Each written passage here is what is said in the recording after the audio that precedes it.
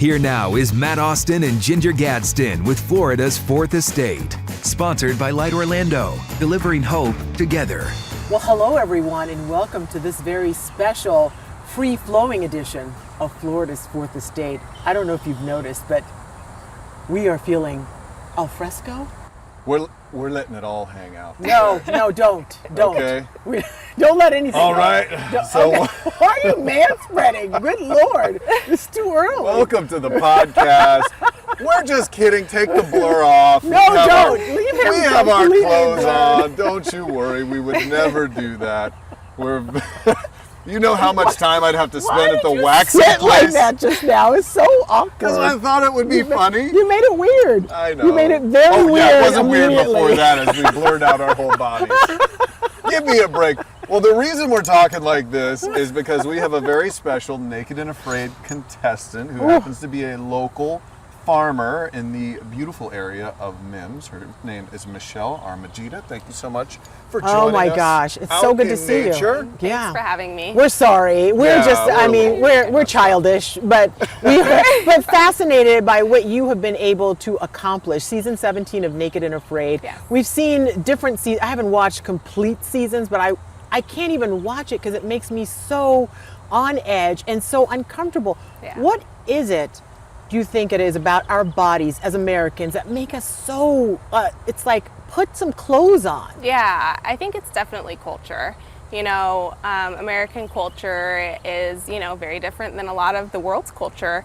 And there are still lots of cultures today where being naked is a very normal thing. And I feel like it's also personalities. Certain personalities will be like, it's not a big deal. Others will be. And I do think that a lot of that stems from culture. Yeah, for sure. I'm curious because you're married, you have a husband who works out at Kennedy Space Center. Yep. I'm picturing my wife coming to me and saying, I'm going to go with a stranger and be naked for 21 days. Yeah. Don't forget afraid. And I'm going to be afraid. No, you didn't seem very afraid. I No. wasn't. What was your husband's reaction to this whole scenario playing out? So funny you say that because he's actually the one who wanted me to sign up. Not what I was see that expecting. coming. No, yeah, you didn't see that one coming. So essentially, this is like one of our favorite TV shows. And we've seen all the seasons. We've seen many of the XLs, which is like a 40-day larger kind of Olympics of the Naked and Afraid world. And every time we'd watch, he'd say, oh my gosh, babe, you're so much better than these people. Why don't you sign up? And at first I was like, haha, very funny. But after he had said it multiple times, I finally went, well, I mean, he's not wrong. So then I was like, you know what? I'm going to sign up. It was a super quick 5-minute. I didn't even fill out the entire application. I submitted it just to get him off my back. Had no hopes of ever being contacted. I'm not the kind of person who like wins awards or prizes or gets like good thing, I just don't expect those things to occur. Lo and behold, it was like 4 months later, they sent me an email and I thought it was a scam. Yeah. I thought it was like fake. Yeah. No, it wasn't. So here we are. Now, 4 months later, okay, what is it about you and your background that your husband would say while watching the show, Yeah. you would kill it? Yeah. He was so much more confident than I even was in myself. And it's not that I necessarily lack confidence. I felt super proud that he was so confident in my skills. Yes, I have a long, extensive background in wild edible identification and foraging, mushrooming as well, and I am also a huntress. I don't do primitive hunting as well. I like my 308, and so I'll go out with that. Unfortunately, you can't take any guns on the show, so you're kind of restricted to primitive items. I ended up bringing my tomahawk, which I also have a lot of experience with, and it's a very multifunctional tool. Very glad I brought it. And I just have a lot of experience in the outdoors. I was a thru hiker for many years. Oh, wow. When I moved to Florida, I went away from that more into just like standard hiking without a backpack. But I just grew up in Western Washington on a small homestead where we grew our own food, and we were just backed right up to the forest, a very vast wilderness area where my brothers and sisters and I would just go out into the forest barefoot all day, every day, and we'd build forts and we'd find food to eat that, who knows, didn't kill me. I'm still here today. You know what I mean? And Yeah. we would just kind of live as like wild forest children. And so I'm very comfortable out in that environment. It's Yeah. very much so. You said you did through hikes. I've recently absolutely. become interested in that. What's like your longest, Yeah. craziest through hike that you've done? A week. A week hike in the Rocky Mountains Oh, would wow. be about the longest. Yeah. Yeah. Do you have any goals to like do the Appalachian or the Pacific Coast Highway? Or I anything don't. like I've that? done many sections of the PCT Yeah. since I'm originally from that side of the U.S. The AT, maybe someday. I was spoiled with the Rocky Mountains and the Cascades. I bet. Yeah. So for They're a little more me, grand. They are. When I go to Appalachians, I'm like, oh, look at the hills. It's cute. Yeah, you know. So I don't know. Yeah. Okay. So your first day as a contestant, does it settle? Are you fully aware of what you have now gotten yourself into? Because Yes. day turns into night, and I feel like when the sun sets, that's when things get real. What Yeah. was your first night like? It was great. No anxiety at all. Like God. I've heard when the people leave, the crew leaves, all of a sudden anxiety sets in. Yeah, for a lot of people it does. For Cole and I, you know, it was a very special situation because both him and I are more comfortable out in the wilderness than we are in any kind of city or I want to say like civilized setting. So out there, we just were thriving. We really were, and I think that was reflected very well from what the viewers saw. And so night came down and we were just so stoked. We chatted all night. You know, you don't get very much sleep out there. That's kind of the downside of the nights. They're very cold. Yes, it does get cold in Africa for people who don't. know. It was in the 50s and 40s regularly, and you know, you're naked. All you've got is that fire. So it's very cold. You don't get very much sleep. You're pretty uncomfortable, especially because you're naked. That's really what the point of being naked is to just like strip away anything that could possibly secure you and just make you wide open and vulnerable to the elements. And Yeah, it does. I have to ask about the whole naked situation Yeah. because Yeah. you've got the bugs out there. That's what Yes. I was going to do. And yeah. I like if I go out to a gym and a guy walks by naked, everything in me is all of a sudden uncomfortable. Are you in the locker room when this guy's walking by naked? Yeah, Okay, if I'm in the locker room, Yes, a guy okay. walks by naked, I'm like, this is different. This is outside of my normal realm. How long did it? And I'm not even naked. Yeah, for sure. That would amplify things. How long did it take you to get comfortable with that whole situation? For me, it was immediately, just because I really am not uncomfortable naked, and it doesn't bother me when other people are comfortable naked. So it was never an issue. This? No, but I'm jealous.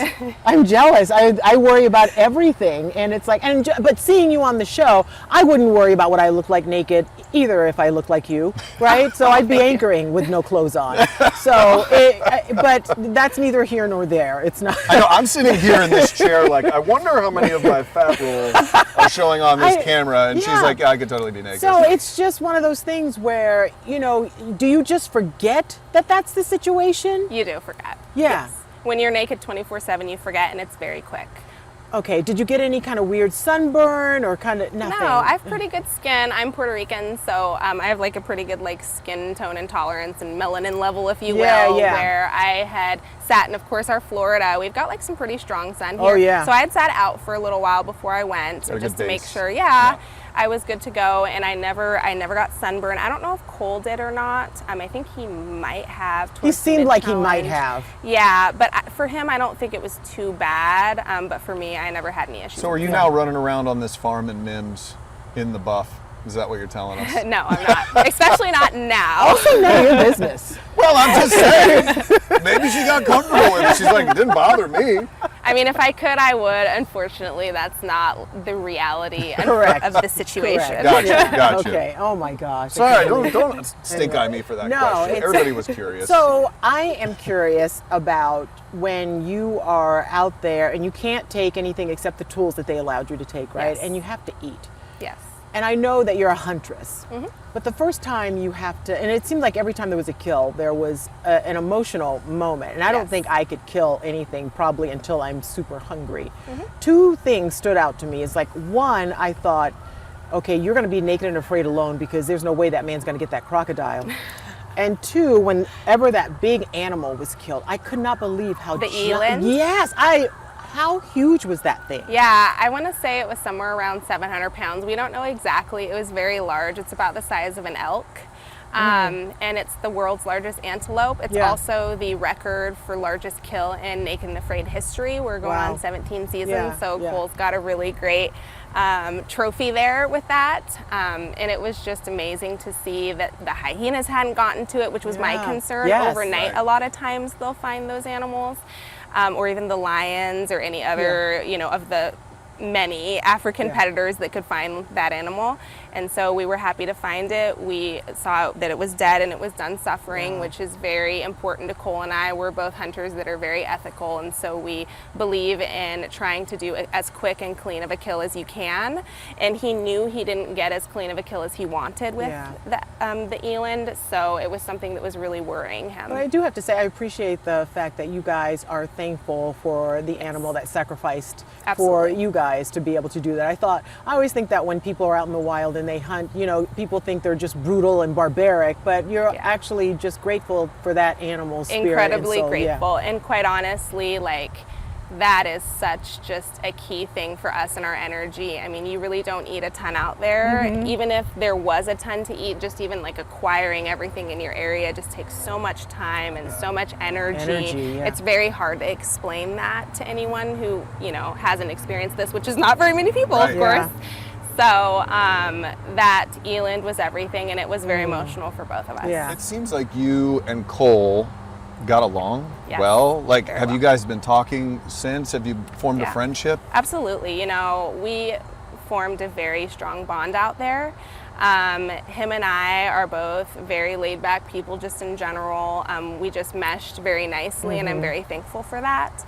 And he's my survival brother, you know, I'm a survival sister, you know, we're pretty much like members of each other's family now, you know what I mean? And so we're very close, and we do have a very good friendship. Yeah, you do have to build some sort of trust with that person as well, because you are out there and that's your only source of, you know, companionship and everything else. How much sleep were you guys getting every night? It varied. For me, I would get anywhere from 30 minutes to 3 to 4 hours max a night. A night? 30 minutes? Yes. 30 minutes would be about the least amount I would say I slept. For Cole, he'd get anywhere from maybe 10 minutes to 2 hours max, so he was on the lower end of the scale. So the sleep situation definitely affected him a little bit more, and it affects you, like, obviously physiologically, but also psychologically as well. And so there were some struggles there of like lack of sleep for both of us. And you know, I know I had fainted on screen. That was one of the things. That honestly was more from like a lack of sleep and dehydration than a lack of food, because those things are going to hit you much sooner, more quickly, and more acutely than a lack of food will hit you. We would be remiss if we didn't ask you about these amazing earrings that you have in your ear, because there's a tie to the show. Tell us about those. There is, yes. So these are from a bush pig skull that we scavenged. It had been dead and was all sun bleached by the time I found it, and it was the jawbone of the bush pig, which is just like a South African boar essentially.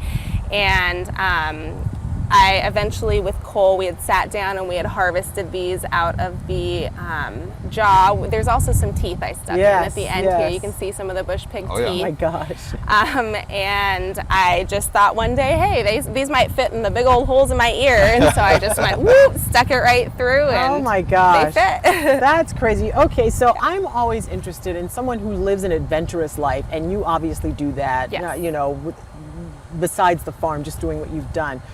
And sometimes things happen to people, right? And they have scars. But with those scars come stories. Do you have any scars that have any really cool stories? I mean, I do, but I definitely am not trying to like share my scars so much on the TV. No, but I mean, you know what I mean? Somebody will like, oh, I broke my foot, but I was just walking at home. Or I broke my foot, but I was, you know, I was skydiving. Or there's always a better story. Yeah, so actually, I have a scar right here. I don't know if you can see it. I see it. So I actually gave myself that when I was skinning a squirrel in North Carolina. But it wasn't the actual skinning. I did just fine skinning the squirrel. So I usually use a whetstone to sharpen my knife. I don't know if you know anything about knife sharpening. And this time I had one of those like sharpeners where you like pull it like this. Like the leather. Like a band or something. It was like a V that you like pull the knife in the through. center of it. Yes. And I had never used one of those before for whatever reason. And so I pulled it towards me, which you're not supposed to do. Don't do this at home, kids. And when I pulled it towards me, one of the attempts, I actually sliced right through my radial nerve, so I actually don't have feeling in most of my thumb. Oh my gosh. Oh goodness. Oh Yes. my word. So- Okay, well, yeah, that's memorable. That's a Yeah, Sure. but it's also a cool story. It It's- is, and this is a different way of living. You grew up, like you said, like a wild kid, growing up outdoors, and now you have this lifestyle where you grow most of your food. And do you recommend that to people? Like, it's probably not for It's not for everybody, everybody. but you Yeah. and you say your husband is more of a city boy, right? Yes. Like he's had to get used to this lifestyle as well. You know, it's something that he desired definitely to do, and so he's taking to it very well. And you know, I say that he's like our farm's engineer and builder because he can just build anything, and he's very helpful, and he takes care of the farm when I'm not there, you know, which is amazing, and we're a great team. But yeah, I'm the one with more of the agricultural background, and I had been wanting to get back into that background ever since pretty much I joined the Air Force. So I was like, okay, I got to do my tour of duty, and then I can go, you know, do what I want to do, which is what I ended up doing. So yeah, that's definitely more my background. And as far as recommending it to others, I do truly actually feel that everybody to some degree can grow a portion of their own food, even people living in apartments. There's ways to do it, you know, and, you know, even if it's like a tomato plant in a pot, you know what I mean? Yeah. Or like a pepper plant in a pot by like the sunniest window. And I just think it's very important for us, even like just as human beings, we have to eat, you know what I mean? Food, shelter, water, you know, those are 3 basic necessities, and we need all of those. And so I just do think it's important to pass on that knowledge to future generations, because we don't want to get to a place where there's just such a small amount of people in general in the world, not just Americans, who know these, you know, basic things about growing and raising your own food, harvesting your own food. Hunting is very important, foraging, very important too. And so I definitely highly recommend one or all of those things, you know, to anybody, and think it's a great way to live life. Well, I'm from a family of 15, and we grew up in the country. I'm from South Carolina, right? So we grew our own food growing up, and it was just normal. And at the time, like you go to the chicken coop and you get an egg, and I thought the egg was already boiled because it was hot, but it was fresh out of the chicken, you know. And you think about it, it's like, oh, that makes sense. But there's so many kids who don't even know where food comes from. Absolutely. They think it comes from the grocery store, and that's it. They don't know the earth can provide them with so much nutrients, and so just everything that you need. And I know during the pandemic, people started feeling accomplished because they started grow. You know, everybody dabbled a little bit. I grew 8 cherry tomatoes, and I thought I could just live off the grid. Good job. And so, Proud of you. Old McDonald's at the farm grew some cherry but tomatoes in her window. you are very proud of the things. You're like, I grew that, you know? Yeah, and it's like, and it was good. I was like, oh and you my know gosh. exactly what went into it. You know, there's no Yes. question. You're like, I watered it with this. I may have fertilized it with a little of this. I know exactly where this came from, and that's Yeah. what's very Yeah, important. you don't have to Yeah. worry about what was sprayed on it or No, anything no, else. it's just Yes. really a good feeling. So I completely understand that, and wish that more people would. We always talk about looking for land, like when we retire, and just, you know, it's harder to find now, but It it would is, just yeah. be, you know, it's just how my family grew up. Yeah, So it seems like a peaceful, chill way, and maybe that's how you can be more like her. Like, if everything can just kind of flow off your back. Sure, I'm naked in South Africa, Oh, my and bugs gosh. are biting me all Can't over, even but it's imagine. okay. Yeah. Maybe that's the lifestyle that I would leads love to that attitude. I would personality. love to learn. We all need to learn, just Yeah. chill a little bit Right, more, like not my be so Starbucks uptight. was too cold this morning, and I Yeah. threw it at the guy.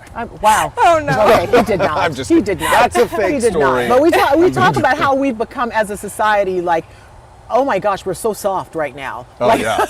we just had this conversation we talked about this last night, Yeah, yes. yeah. It's like, oh, it's too hot. It's like my coffee isn't just Right. right. I can't start the day until I I know, can we're have like, what if coffee. we It's went like, through a war tomorrow? You know, like We're not gonna win. Who's gonna fight in this thing? I'm not in that foxhole if I can't have my cup of coffee the way yeah. I need it, right? Yeah, I need So- my luxurious sleep mask. For sure. We're definitely a very pampered society. Yeah. What's next for you? Because I would imagine this has to be like a pinnacle, if not the pinnacle, but I don't want to put you in a box. So Yeah, for what's sure. next? Yeah, I mean, bigger and better. I don't necessarily know what's next, but I definitely would do a longer challenge if I was asked. Hint, hint. Like the Olympics of Naked and Afraid, which is called an XL challenge. It's a 40-day challenge. Yeah. It's twice as long. And usually they have people who have like a little bit more experience which I do, but more experience and are fit to kind of survive for longer time frames. And we'll see what happens. If that's in the future, that's in the future. But could you do a show like, we're on CBS. Could you do a show like Survivor? Because it's a different type of thing, As of right now, I can't. I have contractual obligations to Warner Brothers Discovery. Little non-compete Oh, action. got it. Yeah, We're familiar with But if you those. hadn't done Naked and Afraid, do you think you could have killed that survivor? I mean, not kill, but Yeah, I do. yeah. She's like, I would have clothes on and everything. That's easy. I mean, come on, I have what it clothing. seems like. She's Yeah. like, eat a Oh my bug, no gosh. big deal. Well, I think you're a very fascinating person. How can people watch Naked and Afraid? Yeah, they can stream it on Max, also on Discovery Plus. Both of those platforms have all the seasons, all the episodes. I know Max does it live. I don't know if Discovery Plus does it live, but it might be like a day after. Okay. So, We'll make sure we put it in the link to Fantastic, this podcast.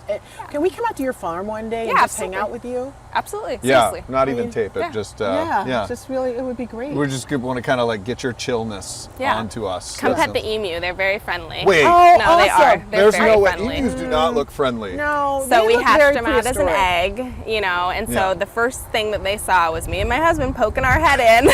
And so they love us and they think that they're people and they love people. So they are super friendly, very low to no aggression really with our emu. We just don't see that at all with They ours. don't seem cuddly so. to me. I know they don't seem it, but when you meet them and you pet them, you're gonna be like, this thing's cuddly. All right. Yeah. Nice.